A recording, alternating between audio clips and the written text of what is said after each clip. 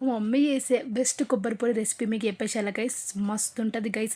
అసలు వేడి వేడి అన్నంలో కొబ్బరి పొడి యేసుకొని తింటే టేస్ట్ అయితే అద్దురుసుంటది. మీకు రెసిపీ చెప్పేస్తా ఫస్ట్.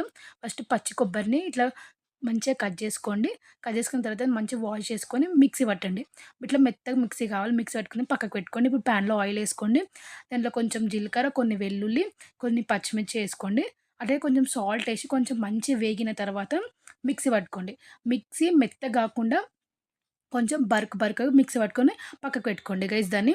నెక్స్ట్ మళ్ళా ప్యాన్‌లో ఆయిల్ తీసుకోండి. ఆయిల్ వేగిన తర్వాత మినపప్పు ఎయండి కొంచెం. ఇప్పుడు ఫస్ట్ పచ్చిమిర్చి పేస్ట్ ఏసేసేయండి. కొంచెం పసుపు, దాని తర్వాత కొబ్బరేసేసేయండి. కొబ్బరేసుకొని మంచిగా మిక్స్ చేసుకోండి. మిక్స్ చేసుకొని కొంచెం కొత్తిమీరేసుకోండి. కొత్తిమీరేసుకొని మిక్స్ చేసుకుంటే కొంచెం లెమన్ కూడా స్క్వీజ్ చేసుకోండి. లెమన్ ఏస్తే కొంచెం మంచిగుంటది టేస్ట్. అంతే గైస్, యమ్మీ యమ్మీ కొబ్బరి పొడి రెడీ.